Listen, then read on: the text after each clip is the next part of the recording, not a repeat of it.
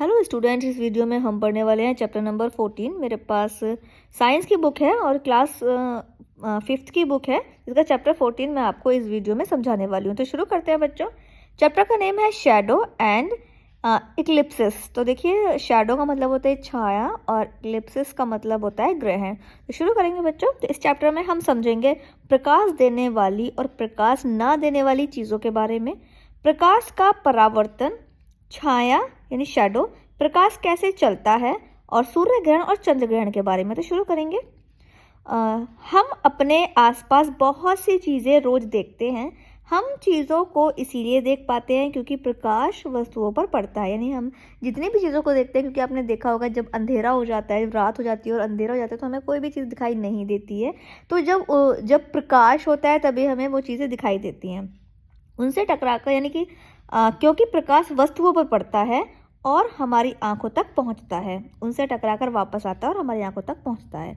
इसके बाद देखिए, मैं आपको हिंदी में अनुवाद बता रही हूँ। मैं हिंदी में चैप्टर को समझा रही हूँ क्योंकि इंग्लिश की रीडिंग आपको करनी होगी, और मैं यहाँ पर हिंदी में आपको इसलिए बता रही हूँ ताकि आप चैप्टर अच्छे से समझ जाएं। प्रकाश देने वाली और प्रकाश ना देने वाली चीज़ों के बारे में। जो वस्तुएं खुद प्रकाश देती हैं उन्हें लुमिनियस वस्तुएं कहते हैं, जैसे सूरज, तारा, बल्ब, मोमबत्ती, टॉर्च। तो ये सब क्या है?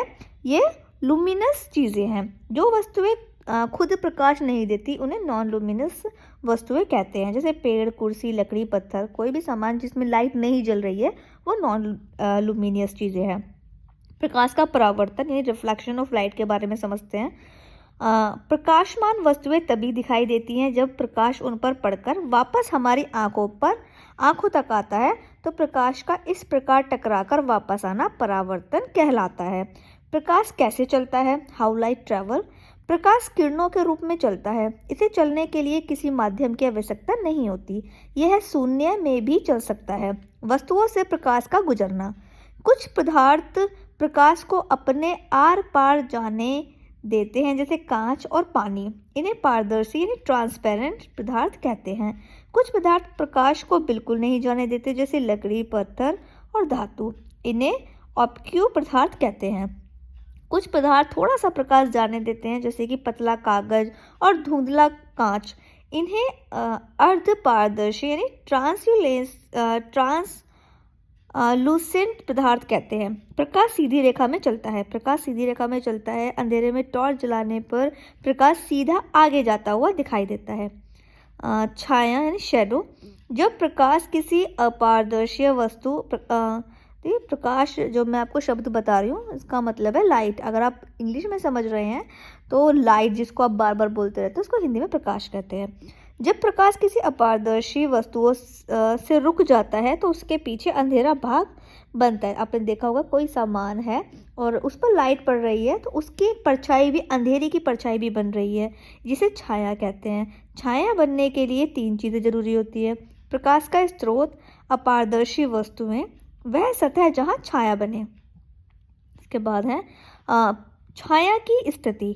छाया हमेशा प्रकाश स्रोत के विपरीत दिशा में बनती है। जैसे कि अगर आगे से लाइट पड़ रही होगी तो जो छाया है वो उसके अपोजिट यानी उसके जस्ट पीछे बनेगी। छाया का आकार प्रकाश के कोण और वस्तुओं के आकार पर निर्भर करता है। छाया का आकार कब बड़ा या छोटा होता है? सुबह और शाम छाया लंबी होती है, दोपहर में छाया छोटी होती है। छाया के 2 भाग है, उम्ब्रा और पेनुम्ब्रा। यानी उम्ब्रा कहते हैं जिसमें पूरा अंधेरा भाग, और पेनुम्ब्रा जिसमें थोड़ा कम अंधेरा भाग।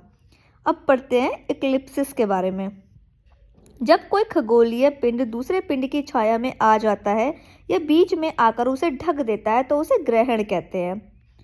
सूर्य ग्रहण, सोलर इक्लिप्सिस। जब चंद्रमा सूर्य और पृथ्वी के बीच आ जाता है और सूर्य को ढक देता है तब सूर्य ग्रहण होता है। जब सूर्य पूरी तरह ढक जाता है तो इसे पूर्ण सूर्य ग्रहण कहते हैं। चंद्र ग्रहण यानी लूनर इक्लिप्सिस। जब पृथ्वी सूर्य और चंद्रमा के बीच आ जाती है, यानी सूर्य और चंद्रमा के बीच में जब पृथ्वी आ जाती है तो इसको क्या कहते हैं? इसको चंद्र ग्रहण कहते हैं। और पृथ्वी की छाया चंद्रमा पर पड़ती है तो इसे चंद्र ग्रहण होता है। यह केवल पूर्णिमा के दिन होता है। तो बच्चों यहाँ पर हो गया है ये चैप्टर कंप्लीट। जो मेन इम्पॉर्टेंट्स लाइन थी वो मैंने आपको समझा दिए, मेन मैंने पैराग्राफ्स आपको समझा दिए हैं। आई होप आपको समझ में आ गए होंगे। और अब हम करेंगे इसका बुक वर्क। तो देखिए बुक वर्क में यहाँ पर दिए हुए हैं टिक द करेक्ट ऑप्शन, जो कि आपको फिल कर लेने हैं। मैंने यहाँ पर फिल कर दिए हैं। और देखिए इसके बाद है फिल इन द ब्लैंक्स, मैंने नंबर डाल दिए हैं, आप जल्दी से इनको फिल कर लीजिए। और इसके बाद देखिए ट्रू एंड फॉल्स है, मैंने फिल कर दिए हैं। इसके बाद देखिए व्हाट हैपन्स व्हेन, क्या होता अगर an opaque object block the patch of light. तो देखिए यहाँ पर जो है रीज़न बताना है कि और समझाना है कि क्या होता अगर ऐसा होता। The sun is over heat is in the afternoon. जो सन है वो आफ्टरनून में, ओवर इन द आफ्टरनून, क्या दोपहर में सूर्य सिर के ऊपर होता है। यहाँ पर बताना है कि क्या होता है जब जो सूर्य है वो हमारे सर के ऊपर होता है। या फिर फर्स्ट में क्या कोई अपारदर्शी वस्तु प्रकाश के मार्ग को अवरुद्ध करती है। या फिर थर्ड पर चंद्रमा पृथ्वी की छाया से होकर गुजरता है तो क्या होता है। तो वो हमें यहाँ पर उनका बताना है कि वो जब होता है तो तब क्या होता है। उसके बाद क्वेश्चंस के आंसर है मैंने यहाँ पर नोट कर दिए हैं, जल्दी से नोट कर लीजिए। और इसी के साथ में हो गया ये चैप्टर कंप्लीट। आने वाली नेक्स्ट वीडियो में हम चैप्टर नंबर 15 को पढ़ेंगे।